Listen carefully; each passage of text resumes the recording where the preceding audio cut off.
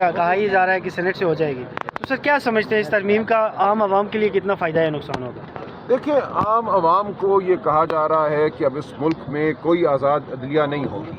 ان کے گھر اگر ٹوٹتے ہیں، ان کے بچے اغوا ہوتے ہیں، ان کی عزتوں پر حملہ ہوتا ہے، ان کو مارا پیٹا جاتا ہے تھانوں میں، تو ان کے لیے اب کوئی داد رسی نہیں ہے، ان کے لیے کوئی انصاف نہیں ہے۔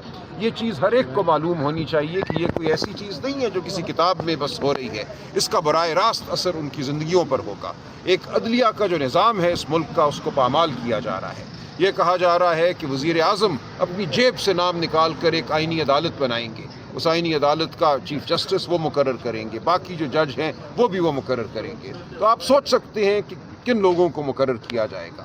ہم نے دیکھا جو 26ویں ترمیم ہوئی اس کے بعد ایک آئینی بینچ بنا، اس آئینی بینچ نے ماضی کے فیصلوں کو تلپٹ کیا۔ سپریم کورٹ کہہ چکا تھا کہ سویلین کی ٹرائل ملٹری عدالت میں نہیں ہو سکتی، اس آئینی بینچ نے اس فیصلے کو رد کیا۔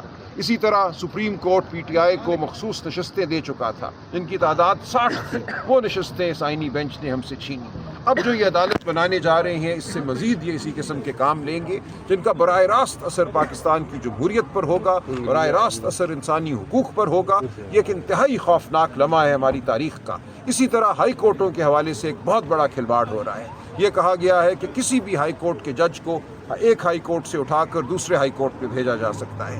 آپ جانتے ہیں اسلام آباد ہائی کورٹ میں پچھلے 2 سال سے 5 جج صاحبان ایک مزاحمتی کردار ادا کر رہے ہیں، وہ آئین کی بات کر رہے ہیں، قانون کی بات کر رہے ہیں، وہ دباؤ میں نہیں آ رہے۔ جب ان کے گھروں میں کیمرے نصب کیے جاتے ہیں تو احتجاج کرتے ہیں۔ ان جج صاحبان کے ساتھ اب کیا ہوگا ہم دیکھیں گے۔ کیا ان کو سبی اور سکھر بھیج دیا جائے گا؟ اور یہ کہا جا رہا ہے کہ اگر کوئی جج انکار کرتا ہے ٹرانسفر سے تو اس کو ریٹائرڈ تسلیم کیا جائے گا۔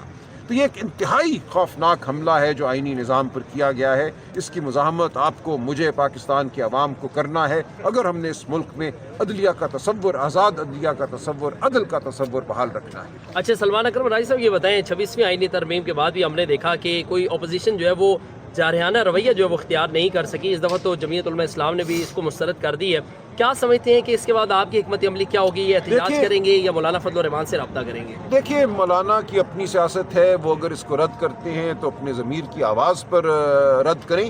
ہم یہ توقع کرتے ہیں کہ ہر وہ قوت، ہر وہ شخص جو آئین سے وابستگی رکھتا ہے، جو انسانی حقوق سے وابستگی رکھتا ہے، جو ایک آزاد عدلیہ چاہتا ہے، جو عزت چاہتا ہے، چادر چار دیواری کا تقدس چاہتا ہے، وہ ہمارے ساتھ ہوگا، ہمارے ساتھ باہر نکلے گا۔ میرے ہاتھ میں کوئی جادو کی چھڑی نہیں ہے۔ یہ فیصلہ آپ نے، میں نے، پاکستان کے ہر فرد نے کرنا ہے کہ اس نے مزاحمت کرنی ہے یا نہیں کرنی۔ تو ہم توقع کرتے ہیں کہ یہ قوم اپنے حقوق کی نگہداشت کرے گی، پاسبانی کرے گی۔ سر ایمن ولی خان جو کہ اپوزیشن میں ہیں، سینٹ میں ہیں، ان کی نشستیں بھی ہیں، وہ یہ کہہ رہے ہیں کہ پی ٹی آئی نے ہم سے کوئی رابطہ نہیں کیا، اگر رابطہ کرتے تو ہم ان کے ساتھ چلتے۔ دیکھیں، ان کو ہمارے رابطے کی ضرورت نہیں ہے۔ میں بار بار یہ کہتا ہوں کہ یہ ہر جماعت نے، ہر شخص نے اپنے ضمیر کو کھنگالنا ہے، اپنے ضمیر سے پوچھنا ہے کہ وہ کہاں کھڑا ہے۔ ان کو ہماری دعوت کی ضرورت نہیں ہے۔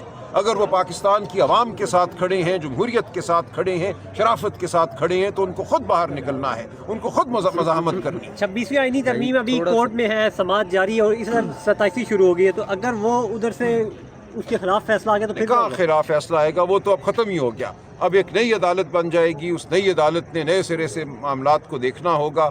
وہ 26ویں ہو یا 27ویں ہو، بڑی حد تک کہ 27ویں ترمیم نے 26ویں ترمیم کو غیر مؤثر کر دیا ہے۔ یہ اس سے زیادہ خوفناک ترمیم ہے۔ 27ویں آئینی ترمیم کے بعد عمران خان کی کیسز کا مستقبل کیا دیکھ رہے ہیں؟ 28ویں ترمیم بھی لے کر آ رہے ہیں، دیکھیں، اب یہ 27ویں غیر مؤثر ہو جائے گی اس سے؟ ایسا ہی ہوگا نا۔ اب تو یہ پورے آئین کو اگر کل تلف کر دیں تو آپ کیا کہیں گے؟ کس عدالت کے پاس لے کے جائیں گے؟ یہ فیصلہ پاکستان کی عوام کو کرنا ہے، اور تاریخ گواہ ہے کہ بالآخر عوام ہی یہ فیصلے کرتی ہے، عدالتیں یہ فیصلے نہیں کرتی۔ یہ ترمیم پاس ہوگی، ایک آپ کی پی ٹی آئی کے سینیٹر اور ایک جے کے سینیٹر نے ووٹ ڈال دیا، وہاں پہ کھڑے ہوئے، کیا کہیں گے آپ؟ دیکھیے، میرے پاس تفصیلات نہیں ہے اس وقت۔ کیا یہ سینٹ کے سیشن میں موجود ہیں؟ سر میں تصویر آپ کو دیکھیے، پھر ہم اس کے خلاف بالکل کارروائی کریں گے۔ ان کو اگر انہوں نے ایسا کیا ہے، سر انہوں نے کمیٹی سے بھی شاید استعفیٰ نہیں دیا تھا، ہدایت کے برخلاف اگر انہوں نے کچھ کیا ہے تو یقیناً ہم ان کو پارٹی سے بھی خارج کریں گے، اور ان کے خلاف ڈیفیکشن کا جو قانون ہے اس کو حرکت میں لائیں گے۔ لیکن مجھے تفصیلات معلوم کرنے ہیں۔ راجہ صاحب یہ بتائیے گا کہ 27ویں آئینی ترمیم کے بعد خان صاحب کے کیسز کے حوالے سے آپ کیا مستقبل دیکھ رہے ہیں؟ دیکھیے، جب آپ کو مجھے انصاف نہیں ملے گا تو خان صاحب کو بھی انصاف نہیں ملے گا۔ ہم بہرحال قانونی جنگ لڑیں گے، لیکن ہم